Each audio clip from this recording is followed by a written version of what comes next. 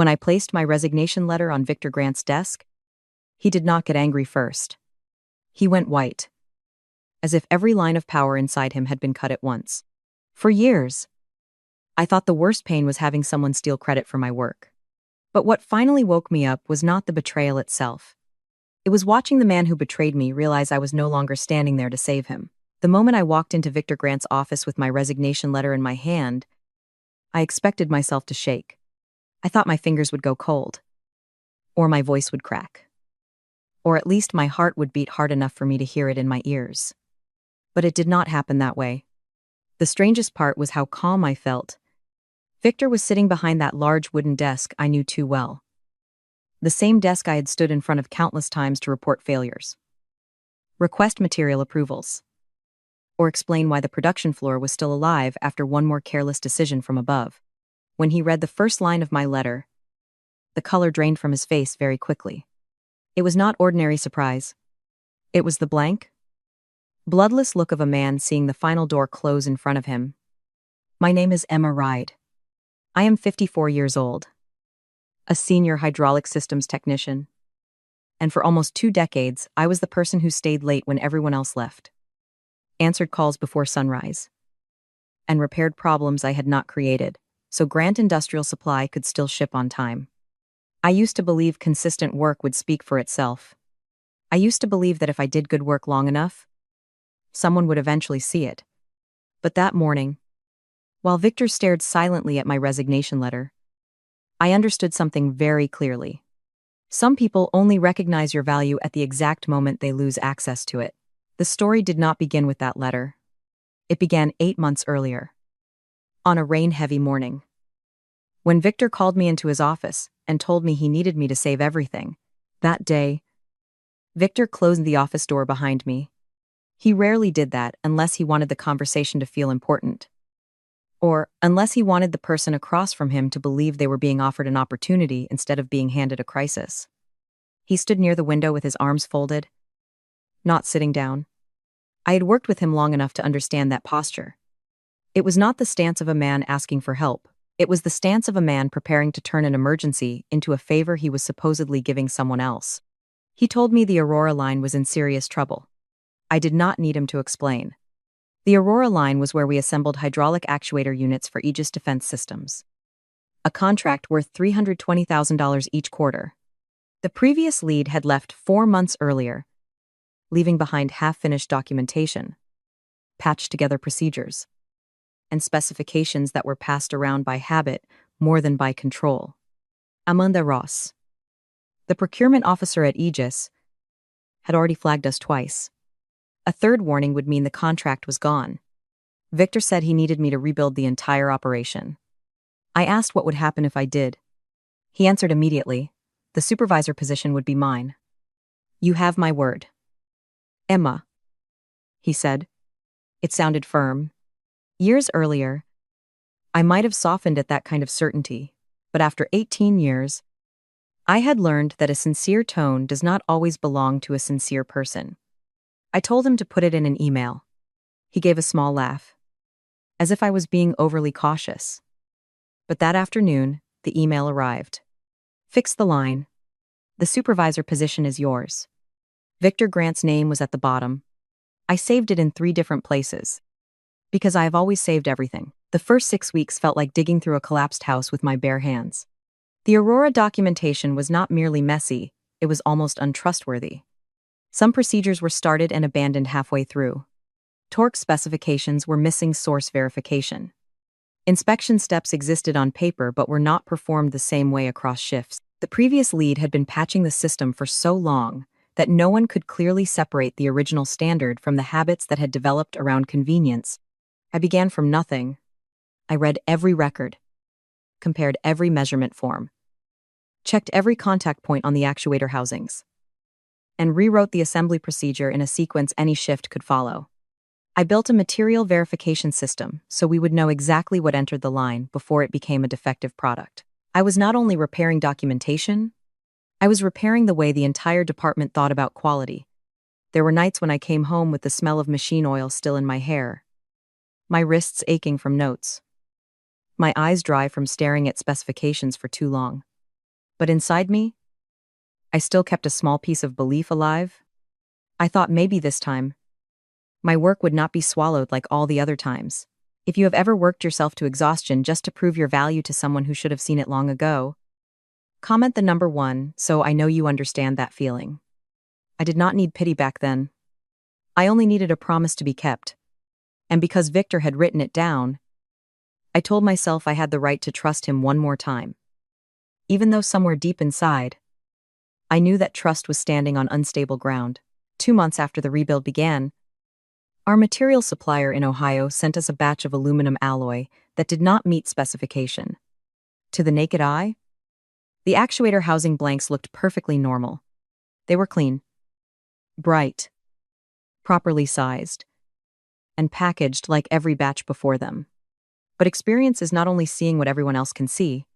Experience is noticing the small discomfort when one detail does not sit right. I caught the problem on a Saturday morning at 6. While the facility was almost empty, I ran a sample test because I did not like the material response in the first check. The stress results showed that the batch would not survive operational load.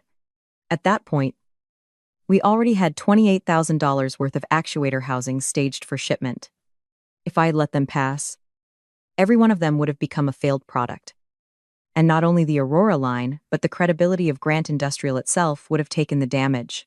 I called the supplier, demanded verification, documented the deviation, blocked the batch, and forced confirmation of a corrected order before Victor even knew there was a problem. By Monday, when I briefed him, the issue had been handled so completely that there was almost nothing left to discuss. Victor listened, nodded, and said, "Good catch." 3 words. He did not ask how I had done it. He did not ask why I had been on the floor before sunrise on a weekend. He did not record the fact that a failure large enough to endanger the contract had been stopped before it ever entered the system. I was used to that kind of silence. But being used to something does not mean it stops wearing you down. 3 months later, a field inspector from Aegis Defense arrived without warning. In this industry, an unannounced inspector is never a comfortable sign. He walked through production, requested the binders, and in less than half an hour, pointed out that our signature logs did not match personnel records, and that our measurement procedures were inconsistent across shifts.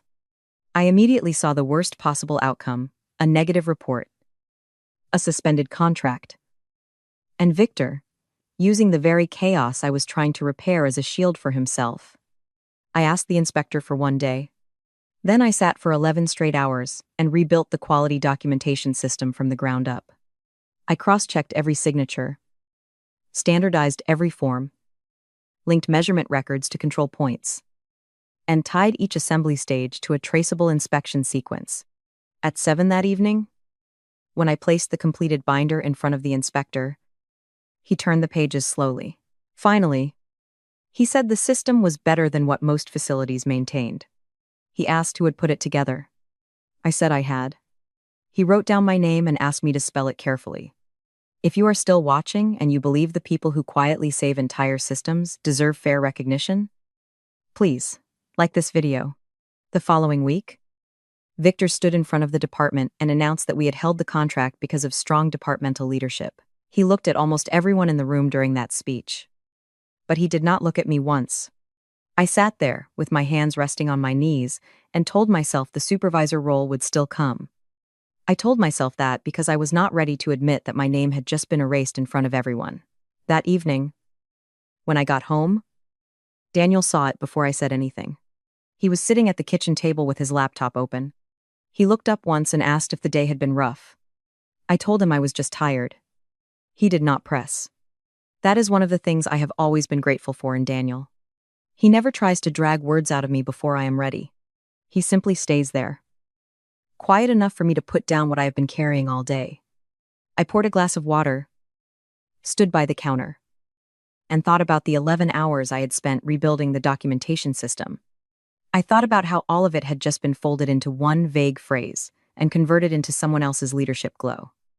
I remembered Victor's email and tried to convince myself that this was only an ugly stretch before the promise was honored.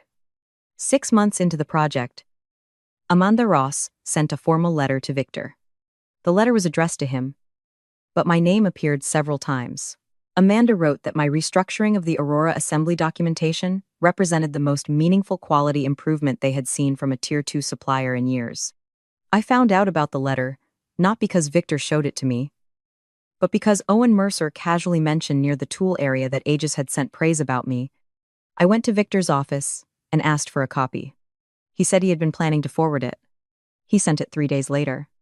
Before that, I walked past the conference room and saw his board presentation on the screen. The slide title read, Management Initiated Process Improvements for the Third Quarter.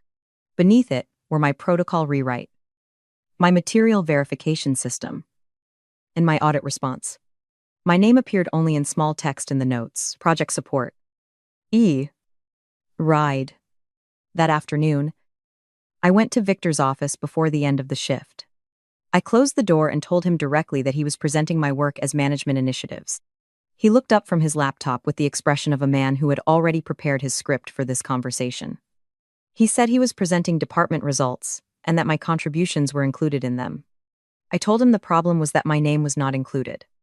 Victor leaned back in his chair, and his voice cooled. He said I was a technician and he was a manager, and that this was how operational reporting worked.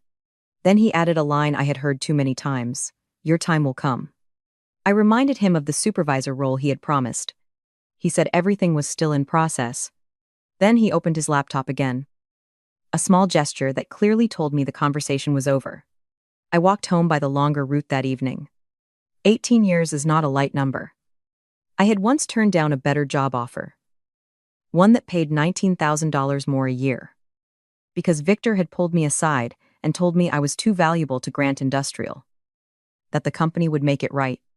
I believed him. I called the other company and said no. Daniel asked me afterward if I was sure. I told him loyalty mattered. He did not argue. He only looked at me with an expression that was calm but careful, as if he was storing something away for the day I would be ready to hear it. Remembering that look hurt in a strange way, not because he had been right, but because somewhere inside me, I may have already known he was not wrong. By the 7th month, the Aurora line was running cleaner than it ever had. 0 defects across 2,400 actuator housings. On-time delivery every week. A stable material control system. And every shift, finally using the same technical language. Amanda Ross even called directly to say Aegis was considering expanding order volume in the first quarter. Word spread across the floor that the promotion announcement was coming. Owen told me during a break that everyone knew it had to be me. Liam Brooks said the same thing. Even a few of the older machinists, men who rarely commented on personnel matters, started treating me differently. They asked for my opinion on process questions, nodded when I crossed their section, and sometimes left measurement sheets ready on the table as a quiet acknowledgement that I was the person holding the rhythm of that line together. I allowed myself to believe that was my mistake, but I do not blame that version of myself too harshly. When a person has worked in silence for too long, even a little recognition from coworkers can feel like light. If you want to hear how a woman finally stopped asking other people for permission to recognize her own value, subscribe to the channel now. On Friday morning, Victor called a department meeting. 30 people crowded into a room built for 20. The atmosphere felt strange, both excited and tense. Victor stood at the front with his hands in his pockets, relaxed in the way a man is relaxed when he already knows exactly how the next 10 minutes will unfold. I looked around and saw Owen give me a small nod. I took a breath and believed that, after 8 months, the promise was finally about to arrive. Victor began with a few comments about numbers, then said that before we got into details, he had a leadership announcement. The room seemed to hold its breath. I could hear the air conditioner overhead, someone shifting behind me, and my own breathing. Then Victor said Logan Grant would be stepping into the operations supervisor role, effective immediately. For 1 second, the name did not connect. Then it landed, heavy and cold. Logan Grant was Victor's son, 29 years old. With a business degree from a school in Ohio, I had never heard anyone in our industry mention, in the previous year, I had seen him in the building only a handful of times. Once. He had asked me where the hydraulics bay was, even though it was the largest room in the facility, and had signs on 2 walls. Logan stood, adjusted his jacket, and glanced at his phone to read the lines he had prepared. He said he was excited to leverage core systems, drive cross-functional synergy, and optimize operational bandwidth across the Aurora deliverables. Someone coughed softly. A machinist near the back looked down at the floor. A production scheduler who had worked with me for years stared at her hands. Logan did not know what operational bandwidth meant in a hydraulic context. He could not tell an actuator housing from a valve block. He had never truly read a torque specification in his life. But Victor started clapping. Logan smiled. And the whole room was dragged into a performance no one wanted to be part of. My hands stayed in my lap. I did not clap. In that moment, I did not merely lose a title. I lost the last piece of the illusion that hard work would somehow protect itself. After the meeting, people left the room quickly. No one wanted to be the first to name the unfairness that had just happened. Because naming it would also mean admitting they had witnessed it and could not stop it. Owen passed me, placed his hand on my shoulder for a second, and kept walking. He did not say anything, but that touch was enough to tell me at least someone in the room knew the truth. I had just reached the hallway when Victor called my name quietly. He said he needed me to help Logan get up to speed, to help him find his footing. Then he said I was the backbone of the operation and that this had not changed. I looked at him and reminded him that he had made me a promise. Victor replied that Logan had support at the ownership level. It was a careful way to hide a simple truth. Logan had the support of his father. Victor told me to be a team player. I did not answer. I simply looked at him long enough that he was the one who looked away first. That evening, while walking to the parking lot, I passed the break room. The door was open. Logan was sitting with 2 people from administration, laughing comfortably. He said the production floor needed younger energy, fresher thinking, and that old-school methods could only take people so far. I was 54 years old. I had rebuilt that line over 8 months. I had saved the contract that gave him the chair he had just taken. But I did not walk in. I kept going. On the way to the parking lot, something inside me closed. It was not loud. It did not explode. It was just the final sound of a door shutting inside a person who had waited far too long. I did not quit the next morning. I want to be clear about that. Because the most important part was not leaving in anger. The important part was that I started looking at my life through my own eyes, not through the promises other people kept hanging in front of me. That night, I sat at the kitchen table with a yellow legal pad and drew 2 columns, stay and leave. Under stay, I wrote steady paycheck, familiar environment, and 18 years of seniority. Under leave, I wrote self-respect, real future, and a chance to stop pretending I was fine. The leave column was shorter, but every line in it carried more weight. Daniel came in around 10. He saw the paper, pulled out a chair, sat across from me, read both columns, and told me I already knew which one I had to choose. I said it was not that simple. He looked at me for a long time and said it was simpler than I was trying to make it. He said I had been miserable for months, and if I stayed, I would only keep shrinking to fit a place that no longer deserved me. I brought up the mortgage, the hours he had lost the previous fall, and all the practical risks I could not pretend did not exist. Daniel said we had savings. He could take on more bookkeeping clients, and we would be fine. Then he said, the line that made me go quiet, what I cannot stand is watching you become smaller every day. I did not cry, but my throat tightened. Sometimes love is not asking someone to stay safe. Sometimes love is having the courage to tell them they are disappearing. I told him I would think about it. He nodded and went to bed. We both knew what thinking meant. For the next 3 weeks, I did my job exactly the way I always had clean. Preciso. No errors. No drop-off. Nothing anyone could point to and say I had become careless because I was bitter. But beneath that normal surface, I began preparing every procedure I had built over 8 months. Every schematic, calibration form, inspection sequence, deviation report, and protocol draft. I organized into a complete system. Nothing was broken. Nothing was hidden. Technically, everything remained where it needed to be. But it was no longer laid out on a silver tray for Logan or Victor to use without understanding. To run it properly, they would have to read, understand how one layer connected to the next, and know why a specification could not be changed casually. And the person walking them through every layer would not be me. Then I called Marcus Bell, the regional engineering director at Meridian Systems Group, a company that worked in similar defense sector supply. I had met Marcus twice at industry events. We were not close, but I knew enough to believe he was direct and did not play games. When I said I might be making a move sooner than expected, he paused only briefly and asked when I could come in. The interview took place on a Thursday afternoon. Marcus asked me one question that stopped me cold. What do you need to do your best work? In 18 years at Grant Industrial, no one had ever asked me that. I told him I needed clear expectations, real authority over my area, and leadership that kept its word. Marcus nodded and said that was how they worked. By the end of the afternoon, Meridian offered me the role of engineering manager, leading a team of 8, with direct client relationships, and a salary 18% higher than what I was making. I accepted before I reached my car. My resignation letter took only a few minutes to write. 2 sentences. Clear. Factual. With no extra emotion. I printed it. Then printed Victor's email from 8 months earlier and clipped it to the front.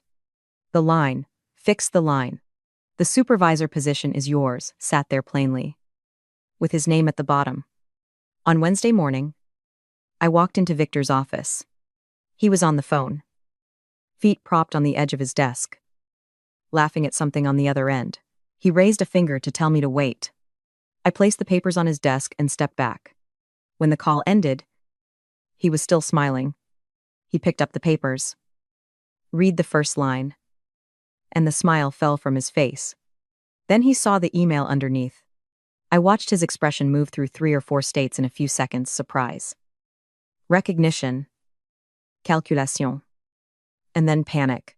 He set the papers down slowly, as if they might break. He said my name in a quieter voice than usual and told me not to do this. I said it was already done. Victor immediately offered to create a senior technical role, add oversight responsibilities, and increase my pay. I said no. He stood up and told me I could not walk away from the Aurora line, that Logan did not have the depth yet, that he just needed continuity. I told him that was his problem to solve, not mine. When the false softness stopped working, Victor's voice hardened. He said that if I walked out the door, I should not expect a good reference, and that I was burning my own future. I put my hand on the door frame, looked at him one last time, and said, Logan has the business degree. Let him read the schematics. Then I walked out. I used to think that if that day ever came, I would feel victorious. Maybe there would be music in my head. Some powerful sense of release. Something like the moment in a movie, when the character finally walks away from the place that hurt them. But the real thing was much quieter. I simply took one step after another, down the hallway, through the production area, past the familiar machine sounds I had heard for almost 2 decades. A few people looked up, then looked down again. I did not know whether they had guessed. I did not need to know. The air outside in the parking lot was cold and carried the metallic smell from the foundry a few blocks away. I sat in my vehicle for a moment before starting it. 18 years. I had given that place 18 years. I had turned down better money. Lost weekends I would never get back. Answered emergency calls that were never supposed to be mine. And repaired careless decisions so other people could stand before the board and talk about leadership. I had done all of it because I believed the path was leading somewhere. It had led somewhere. Just not to a place that had room for me. When I got home, Daniel was in the kitchen. He looked up from his laptop and simply asked, Well, I said I had quit. He closed the laptop slowly, looked at my face for a moment, and said, Good. One word. It was enough. I poured a glass of water, stood at the counter, and for the first time in 8 months, my mind was not running through torque specifications, inspection logs, or something Victor might say in a meeting. I just stood still. It was a strange feeling. I had forgotten how light it could feel to stop proving myself to someone who did not want to see me. 4 days after I left, the messages began. Owen was first. He wrote that nobody knew who owned what anymore. Victor was running around putting out fires. And Logan kept asking machinists questions a supervisor should never need to ask. Then Liam messaged me and said Logan had asked what a deviation report was. And at first he thought Logan was joking. He was not. I read those messages quietly. Part of me felt sad. Not for Victor or Logan, but for the people still trapped in the consequences of a decision they had not made. Then Logan himself messaged me on a Thursday afternoon. He was polite. He asked if I could point him to the inspection checkpoint sequence in the actuator housing protocol because he was looking at the schematics and could not trace it. I read the message twice. Not because the question was difficult, but because there had been a time in my life when I would have answered immediately. Maybe even called and walked him through it step by step. I used to think saving the system was my moral responsibility, no matter how the system treated me. But I was no longer that person. I replied that he would need to work through current Grant industrial staff. And I wished him luck. I did not hear from him again. 10 days after I left, Amanda Ross sent a quality hold notice to Grant Industrial. Logan had approved a change order with incorrect torque specifications on a secondary valve assembly. The error affected a shipment worth $31,000 and stopped part of the line while the company scrambled to identify the problem. Owen sent a one-line message that evening. "It is bad over here." I put my phone down and went to bed. About 2 weeks after the hold notice, Evelyn Moore contacted me. She was the vice president of operations, 2 levels above Victor. Based at the regional office, we had spoken a handful of times over the years, always professionally and briefly. Her message was direct. She needed to verify whether I had been the primary technical lead on the Aurora line for the previous 8 months. I replied the same day. I sent her the documentation timeline, process logs, change orders, supplier deviation reports, all signed and dated by me. I also sent the Aegis commendation letter where Amanda mentioned my name several times. Evelyn replied in less than an hour that the information was helpful. 2 days later, Simon Reed called. Simon was Grant's internal compliance reviewer. A quiet, methodical man who did not belong to any side. I had always respected him because he did not need to win anyone's power struggle. He needed the record to be right. Simon said he was reviewing the Aurora project documentation after the quality hold. He said there were inconsistencies between Victor's board submissions and the underlying technical files. He said my name appeared repeatedly in the source documents, while someone else's name appeared in the executive summaries. I asked what he needed. He said everything I had. That evening, I organized every file logs, inspection forms, protocol drafts with my timestamps, the aluminum alloy deviation report, the 11-hour inspector response, the Aegis commendation, and Victor's promise email. The next morning, I sent all of it to Simon. This time, I was not sending it to beg for recognition. I was sending it so the truth could no longer be rewritten. Then Victor called. I watched his name glow on the screen until the call ended. He called twice more over the next 2 days, and I let both pass. On the third day, a text arrived. Victor wrote that he had made a mistake. He told me to come back, said the supervisor title was mine, and told me to name my terms. I was standing in the kitchen when I read it. Daniel was behind the counter, and I handed him the phone without saying anything. He read the message, handed it back, and asked what I was going to do. I took a screenshot, forwarded it to Simon Reed with one short line received today, adding to the record. Then I blocked Victor's number. The following Monday, Simon called again. He spoke carefully, the way people do when the information they are about to give has weight. The review showed that Victor had misrepresented work authorship in client-facing documentation for at least 3 quarters. The board had made decisions based on performance metrics that did not accurately reflect who had produced the results. Aegis also provided an independent assessment that contradicted Victor's submissions at several points. And Victor's text message, the one offering me the title after everything had collapsed, had unintentionally confirmed that the original promise was real and that he had knowingly withheld it. Simon said the board had met that morning. Victor Grant had been terminated. Logan had been reassigned to an administrative support role. A formal internal statement would go out the following week. I thanked Simon and set the phone on the table. He sat still for a minute. I did not feel a burst of joy. No triumph. No fireworks. Only the feeling of a long noise finally stopping. And the room inside me becoming quiet. My first week at Meridian Systems Group was the most normal week I had had in years. That may sound strange. But normal was something I had lost for too long. There were no emergency calls before sunrise. No Sunday dread. No sense that the department was standing at the edge of a cliff because one person with authority did not understand the system he controlled. Marcus Bell ran a tight operation. But he was fair. When something went wrong, people said it plainly and fixed it plainly. No one had to hide a problem to protect someone's image. And no one jumped in to take credit after someone else had pulled the team out of a hole. At my first meeting with my team, Marcus asked again what I needed to do my best work. It was the same question he had asked during the interview.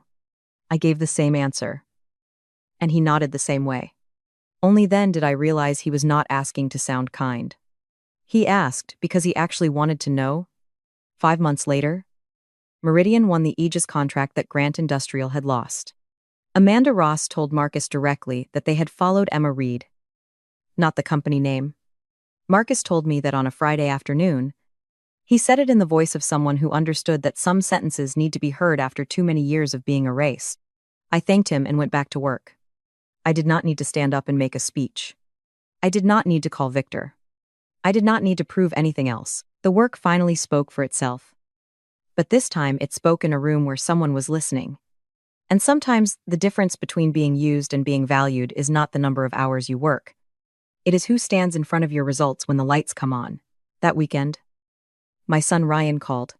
He was 27, an electrician near Canonsburg.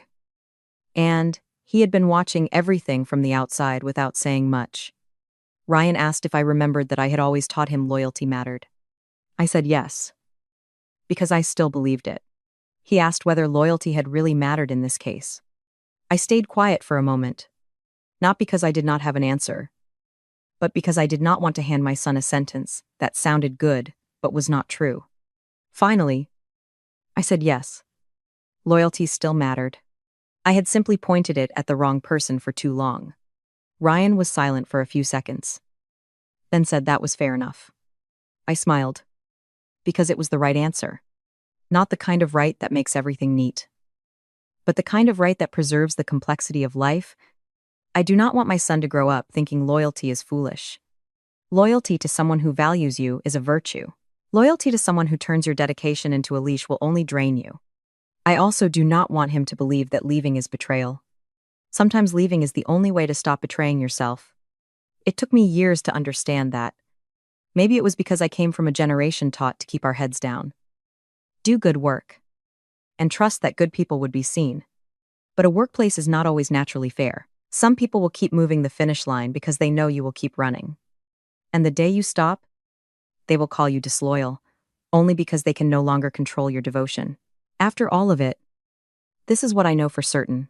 If you have carried a place on your back for years, repaired what others broke, stayed when you could have left, I believed that good work would eventually be enough. And they kept quietly moving the reward farther away every time you got close. That is not bad luck. That is a decision they are making about you again and again.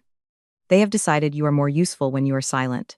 They have decided promises made to you can be delayed because you will keep saving them anyway.